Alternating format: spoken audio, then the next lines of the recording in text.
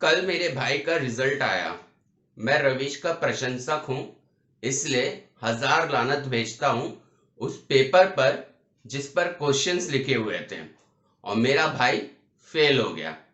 नमस्कार दोस्तों, हर हर महादेव, जय श्री राम। किसी मुसलमान को हिंदू मार दे तो गला फाड़ फाड़ कर चिल्लाने वाले मैक्सेसे पत्रकार का दोगलापन चरम सीमा पार कर गया है। तालिबान और इस्लामिक रेडिकल पर एक शब्द लिखना तो दूर की बात, सिद्दीकी की प्रशंसा में भजन गा रहा है ये दलाल। वही सिद्दीकी जिसे दिवाली में जलते मुर्गा छाप पटाखे पसंद नहीं थे, पर अफगानिस्तान में फट रहे बॉम्ब की पत्रकारिता बड़ी अच्छी लगती थी। 370 हटने के बाद दर्द छलक उठा था। हाय रे अल्लाह, ये क्या हो गया। ख्वाब देखा था कश्मीर इस्लामिक स्टेट रहेगा, यहां तो हिंदूवादी सरकार ने ख्वाब पर ही तेजाब छिड़क दिया। रवीश का कहना है शमशान की तस्वीर सिद्दीकी ने नहीं खींची थी, पर ड्रोन से खींची हुई तस्वीरों का इस्तेमाल किया था। किसे बेवकूफ बना रहे हो ये दलाल पत्रकार, किसे बेवकूफ बना रहे हैं। सब जानते हैं कि ये ड्रोन से खींची हुई साहबात फोटो हजारों में बेची गई, पर रवीश फिक्र मत करो, दानिश के फ्यूनरल और दफन करते वक्त की कोई तस्वीर नहीं खींचेगा, कोई ड्रोन नहीं यूज करेगा, क्योंकि हम राष्ट्रवादी हिंदू तुम जैसों की तरह गिरे हुए नहीं हैं। क्यों मोदी दानिश के बारे में या उनकी मृत्यु के लिए दो शब्द लिखे। एक तरफ वो जिंदगी भर मोदी जी को गाली देता रहा और तुम चाहते हो मोदी जी उसके लिए दो शब्द बोले। कल तुम्हारे लिए भी कोई ऐसा ही कहेगा, पर यकीन मानो जितनी गंदगी तुम फैलाते हो मोदी सरकार को लेकर तुम्हारी भी कोई प्रशंसा कभी नहीं करेगा। दूसरों को ट्रोल करने वाले खुद तुम एक पत्रकार से डिमोट होकर सिर्फ एक ट्रोल बनकर रह गए हो सकता है तालिबान ने माफी मांग ली होगी कि उनके ही एक आदमी को उन्होंने गलती से मार दिया, इसलिए तुमने तालिबान को नहीं बुलेट को लानत भेजी। खैर, इसका सच तो तुम ही जानो, तुम पत्रकार तो रहे नहीं। इसीलिए मोदी जी अगर अपने संसदीय क्षेत्र जाकर कंप्लीट हुए प्रोजेक्ट्स का इनॉग्रेशन करे या 1700 नए करोड़ के नए प्रोजेक्ट्स का शिलान्यास करें, तो तुम में 200 किलोमीटर लंबा एक फेक नैरेटिव बिल्ड करने वाला पोस्ट लिख देते हो। दूसरी कोरोना वेव दुनिया के न जाने कितने विकसित देशों को खा गई, पर तुम्हारे हिसाब से मोदी जी ने नरसंहार किया, मतलब जेनोसाइड किया। जरा बताओगे वो कौन सी लैब थी जिसमें मोदी जी ने कोरोना वायरस पैदा किया। है पिछाड़े दम तो महाराष्ट्र और दिल्ली सरकार, जहां सबसे ज्यादा मृत्यु और कोरोना केसेस थे, उनके सीएम्स के लिए नरसंहार शब्द का लिखकर दिखाओ। आज यूपी में दिन में 100 से कम केसेस हैं और तब भी कांवड़ यात्रा पर रोक कर दी गई है। पर केरला, जहां हर दिन 15,000 केसेस आ रहे हैं, वहां बकरी ईद पर फुल टू प्रोग्राम सेट है दम तो उस पे भी नरसंहार शब्द लिखो। पंजाब में सबसे ज्यादा मृत्यु दर थी, पंजाब में कमीशन कमाने के लिए वैक्सीन बेची गई थी। राजस्थान में वैक्सीन की कमी का नाटक करने के लिए वैक्सीन को जमीन में गाड़ दिया गया था।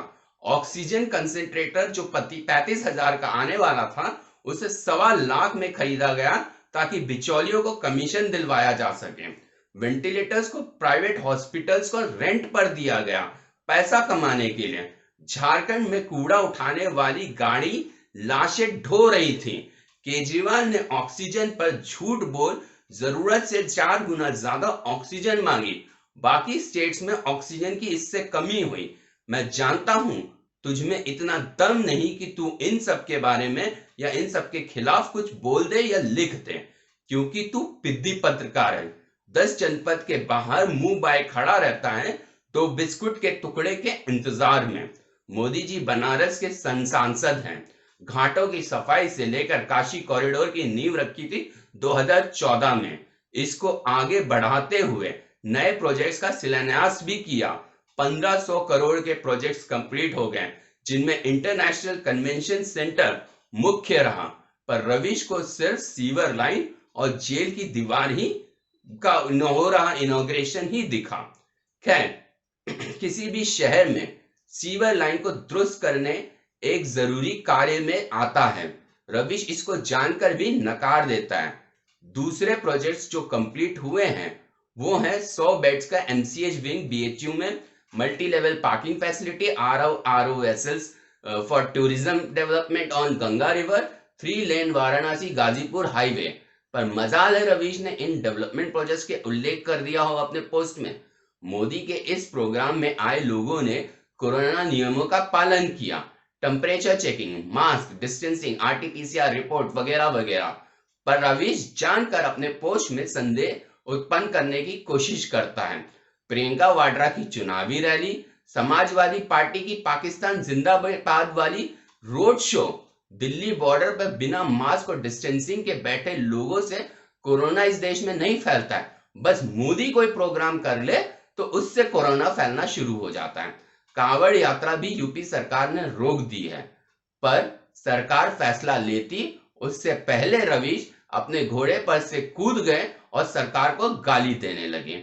इन्हें दिक्कत इस बात से भी है कि प्रधान सेवक के कार्यक्रम के लिए अखबारों में इश्तिहार क्यों छापे गए। हाँ जी, ये हक तो सिर्फ दिल्ली वाले का है। दिल्ली में यतीम हुए बच्चों को महीने 12,000 रुपए देगा, इसका इश्तिहार पूरे देश के अखबारों में छाप दिया गया। दिल्ली में फ्लाईओवर बने नहीं, पर आपके लिए स्पीड ब्रेकर बनाया गया जिसका इनॉग्रेशन के पोस्टर पूरे दिल्ली में छाप दिए गए। नहीं, रवीश इन सब पर कोई कुछ नहीं बोलेगा। आखिर 2014 के बाद से इसकी ड्यूटी लगी हुई है कि सिर्फ बीजेपी और खास करके योगी मोदी के खिलाफ ही बोलना और लिखना है। एक बार फिर आपको समझा रहा हूं, मोदी जी अपने संसदीय क्षेत्र एज अ सांसद गए थे। सवाल है कि रवीश को क्या दिक्कत है। दरअसल जब इनके मालिक प्रणय रॉय देश लूट रहे थे तो कांग्रेस की गोद में बैठे होने के कारण कभी अमेठी पर या अमेठी के डेवलपमेंट की बात इन्होंने नहीं की। 15 साल अमेठी ने कांग्रेसियों को चुना। इस 15 साल में वहां ना तो एक कलेक्ट्रेट ऑफिस बना और ना ही कोई नई इंडस्ट्री लगी। इनफैक्ट राहुल गांधी ने किसानों से साइकिल इंडस्ट्री के नाम पे जमीन ली, फिर उस जमीन पर कब्जा करके खुद का ऑफिस बना लिया। जब किसान जमीन वापसी के लिए कोर्ट गए तो आज किसानों की बात करने वाले फर्जी गांधी किसानों के खिलाफ ही कोर्ट में खड़े हो गए। 15 साल में अमेठी फुटपाथ का सिर्फ पत्थर गाड़ दिया गया, एक दीवार तक नहीं बनी। सड़क और बस स्टॉप की क्या हालत थी अमेठी में, ये आप सबसे नहीं छिपा है। ऐसे में अमेठी वालों ने लात मारकर भगा दिया कांग्रेसियों को। बस रवीश इसी बात से बौखलाया हुआ है। मोदी जी जिस तेजी से बनारस का डेवलपमेंट कर रहे हैं, तय है आगे भी बनारस मोदी जी को ही चुनेगा। उनके संन्यास लेने के बाद भी जिसे वो अपनी लेगेसी पास करेंगे, वो भी इन डेवलपमेंट हेतु बनारस में बीजेपी को ही वोट देगा। कहने का तात्पर्य ये है कि डेवलपमेंट के चलते अगले 20 साल बीजेपी बनारस से जीतती रहेगी। यही कुड़न में जीत रहा है रवीश। इसलिए बनारस को लेकर जैसे इसने 2019 से पहले खूब झूठ बोला था, वह उसी तरीके से अब भी झूठ ही बोल रहा है। बौखलाहट इतनी है कि 1500 करोड़ के डेवलपमेंट प्रोजेक्ट्स का एक हिस्सा था जेल की दीवार का, बस उसके बारे में लिखा, बाकी बड़े प्रोजेक्ट्स का उल्लेख इसने कहीं भी अपने पोस्ट में नहीं किया। आप सच को जानिए, हो सके तो बनारस घूम कर आइए। बदलाव हुआ कि नहीं खुद तय करिए। धन्यवाद दोस्तों। जय हिंद, जय भारत।